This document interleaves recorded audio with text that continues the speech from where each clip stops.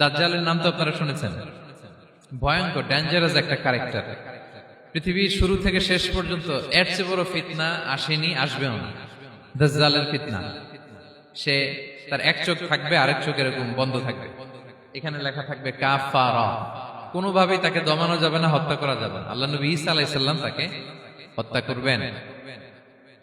তো যে ব্যক্তি সূরা কাহাফ তেলাওয়াত করবে, সূরা কাহাফের প্রথম 10 আয়াত বিশেষ করে মুখস্থ রাখবে, আল্লাহ তাআলা উসিমা মিন ফিতনাতিদ দাজ্জাল, দাজ্জালের ফিতনা থেকে তাকে বাঁচাবেন। তা আমরা দাজ্জালের ফিতনা থেকে বাঁচতে চাই কি চাই না? আমরা যেন সূরা কাহাফের প্রথম 10 আয়াত মুখস্থ করি, সূরা কাহাফ যেন জুমার দিন আমরা তেলাওয়াত করি। So now the question arises, what is the relationship of Suratul Kahf with Dajjal? দাজ্জালের সাথে সূরা কাহাফের রিলেশনটার কারণ কি? একটা মেকানিজম তো এখানে আছে। এত সূরা থাকে, রাসূল সাল্লাল্লাহু আলাইহি ওয়াসাল্লাম কেন বলেন যে সূরা কাহাফ পড়লে দাজ্জালের ফিতনা থেকে বাঁচবে? কারণটা কি? এর কারণ হচ্ছে দাজ্জাল আমাদেরকে যে সমস্ত জিনিস দিয়ে ফিতনায় ফেলবে, ওই ফিতনাগুলোর সলিউশন আল্লাহ তাআলা সূরা কাহাফের ভিতরে রেখে দিয়েছেন। দাজ্জাল 4টা জিনিস দিয়ে আমাদেরকে ফিতনায় ফেলবে। দ্যাটস ট্রায়াল অফ ফেথ, এক নাম্বার। ঈমানের পরীক্ষা সে আমাদেরকে ফেলবে, আমাদের বিশ্বাস নিয়ে ছিনিমিনি খেলবে সে। এটার সলিউশন আছে সূরা কাহাফ, আমি বলবো আস্তে আস্তে।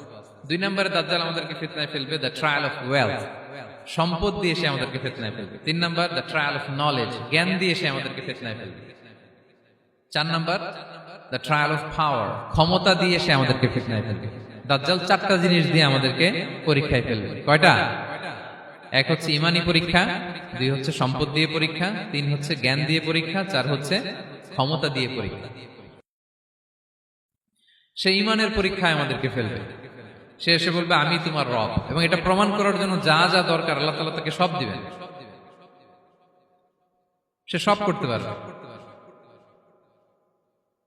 সে বলবে আমি তোমার রব। যদি বিশ্বাস না হয়, তোমার বাবাকে যদি জীবিত করে বিশ্বাস করবে? অনেকে বলবে হ্যাঁ আমার আব্বাকে জীবিত করে দেখান। তো তার বাবাকে ঠিকই সে জীবিত করে ফেলবে। আসলে শয়তান তার বাবার সূরত নিয়ে সামনে দাঁড়াবে। আরে তাই তো, এটাই তো আমার বাবা, এটাই তো আমার দাদা। মানুষ ফিতনায় পড়ে যাবে, ঈমানের ফিতনায়। সে ভাববে আসলে এটাই বোধহয় আমার রব, এবং তাকে এত ক্ষমতা দেয়া হবে, তার ডান দিকে থাকবে জান্নাত, বাঁ দিকে জাহান্নাম। তার কাছে আল্লাহ এটা দিবে। যে তার কথা শুনবে তাকে সে জান্নাতে ঢুকাবে, কিন্তু জান্নাতে ঢুকে সে জাহান্নামের শাস্তি ভোগ করবে। এটা তার বাইরের মানুষ বুঝবে না, অ্যাপারেন্টলি এটা জান্নাত। আর যে তাকে মানবে না তাকে সে জাহান্নামে ফেলবে, কিন্তু জাহান্নামে ঢুকলেও সে জান্নাতের নাজ নেয়ামত ভোগ করবে। তাহলে এই যে ঈমানের ফিতনায় সে ফেলে দিবে আমাদেরকে। তো ঈমান কি করে বাঁচাবো, এটা সলিউশন আমি শোনাবো আপনাদের।